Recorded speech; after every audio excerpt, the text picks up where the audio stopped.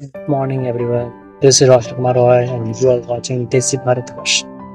आज के सेशन में मैं आपको बताऊंगा कि नाथूराम गौडसे ने महात्मा गांधी को क्यों मारा। इस टॉपिक पर मैंने आपके लिए एक बेहतरीन रिपोर्ट तैयार किया है, इसे आपको जरूर देखना चाहिए।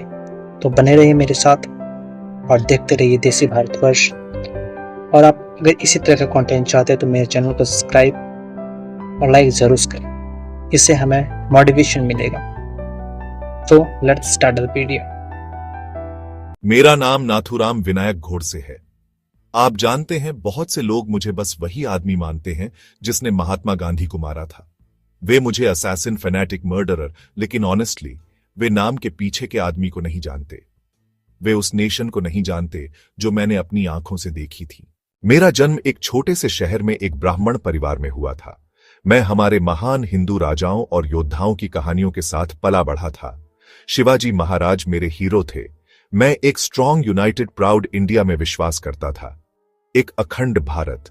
मैंने आरएसएस ज्वाइन किया। बाद में मैंने हिंदू महासभा ज्वाइन की। मेरा जीवन एक ही मकसद के लिए डेडिकेटेड था। मैं अंध नफरत से चलने वाला आदमी नहीं था। मैं अपने देश के लिए गहरे, अटूट प्यार से चलता था। यह प्यार मुझे जर्नलिस्ट बना गया। मैंने न्यूज़पेपर अग्रणी शुरू किया।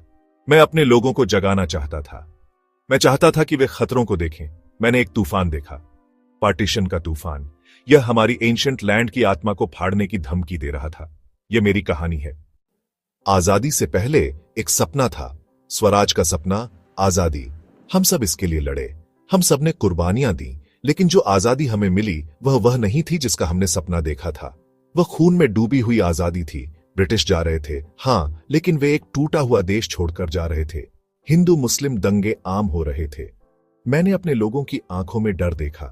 अपनी मातृभूमि को दो हिस्सों में बांटने का विचार मेरे दिल में एक डैगर था।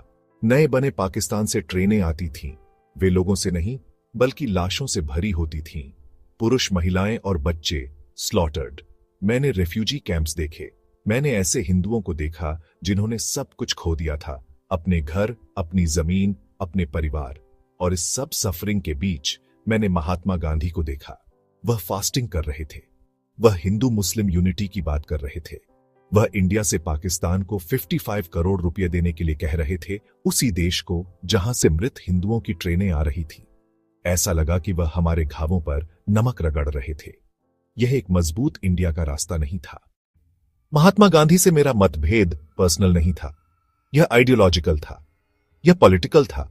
मैं उनका एक ऐसे आदमी के रूप में सम्मान करता था जिसने जनता को जगाया था, लेकिन उनके तरीके, मेरा मानना था, इंडिया को अंदर से कमजोर कर रहे थे। उनकी एब्सोल्यूट अहिंसा या नॉन वायलेंस की फिलॉसफी मेरे विचार में इम्प्रैक्टिकल और डेंजरस थी। जब एक कसाई आपके परिवार का स्लॉटर कर रहा हो तो आप प्रार्थनाओं से जवाब नहीं दे सकते, आपको स्ट्रेंथ से जवाब देना होगा। पाकिस्तान का मुद्दा ब्रेकिंग पॉइंट था। मैं और मेरे जैसे कई लोग गांधी को पार्टीशन का चीफ आर्किटेक्ट मानते थे। मुस्लिम लीग, मुहम्मद अली जिन्ना, उनके प्रति उनका कांस्टेंट अपीजमेंट उन्हें और अधिक शक्ति देता गया। फिर उनका फास्ट आया। पार्टीशन के बाद इंडिया को पाकिस्तान को सेटलमेंट के हिस्से के रूप में 55 करोड़ रुपए की राशि का भुगतान करना था, लेकिन पाकिस्तान ने पहले ही कश्मीर पर अटैक कर दिया था। हमारी सरकार सरदार पटेल के नेतृत्व में ने सही ढंग से भुगतान रोकने का फैसला किया, लेकिन गांधी जी ने फास्ट एंड टू डेथ शुरू कर दिया। सरकार को उनके दबाव के आगे झुकना पड़ा। मेरे लिए यह अविश्वसनीय था। वह हमारी सरकार को एक ऐसे दुश्मन को फंड करने के लिए मजबूर कर रहे थे जो हम पर अटैक कर रहा था। यह एक ऐसा कार्य था जिसने उनकी पर्सनल मोरालिटी को राष्ट्र की सिक्योरिटी और वेलफेयर से ऊपर रखा। यह मैं स्वीकार नहीं कर सका। जनवरी 30, 1948 की शाम को मैं बिड़ला हाउस पहुंचा। लोग शाम की प्रार्थना के लिए जमा हुए थे। मैं भीड़ के बीच से निकला। मैंने उन्हें देखा, महात्मा गांधी। वे दो लड़कियों के सहारे प्रार्थना स्थल की ओर चल रहे थे। हमारी आंखें मिली। मैंने अपना सिर झुकाया। नमस्ते गांधी जी, मैंने कहा। मैंने अपनी छिपी हुई पिस्टल निकाली। मैंने 3 गोलियां चलाईं। वह गिर गए। मिशन पूरा हो गया था। कोर्ट में मैंने दया नहीं मांगी। इसके बजाय मैंने अपने कारणों को समझाने के लिए प्लेटफॉर्म का इस्तेमाल किया। मैंने एक लंबा स्टेटमेंट दिया। मैं घंटों बोला।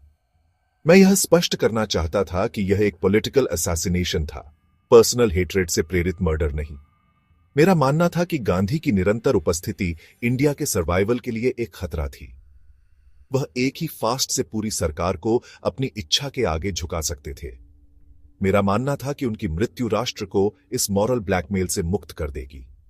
मैंने लाखों लोगों के जीवन को बचाने और अपनी मातृभूमि के सम्मान और इंटेग्रिटी की रक्षा के लिए एक जीवन लिया। जैसे ही मैं फांसी का सामना कर रहा था, मुझे कोई अफसोस नहीं था। मेरे अंतिम शब्द नमस्ते अखंड भारत थे।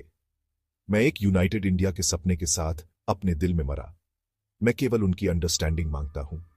मेरे लिए यह भारत के सर्वाइवल के लिए एक आवश्यक एक्ट था।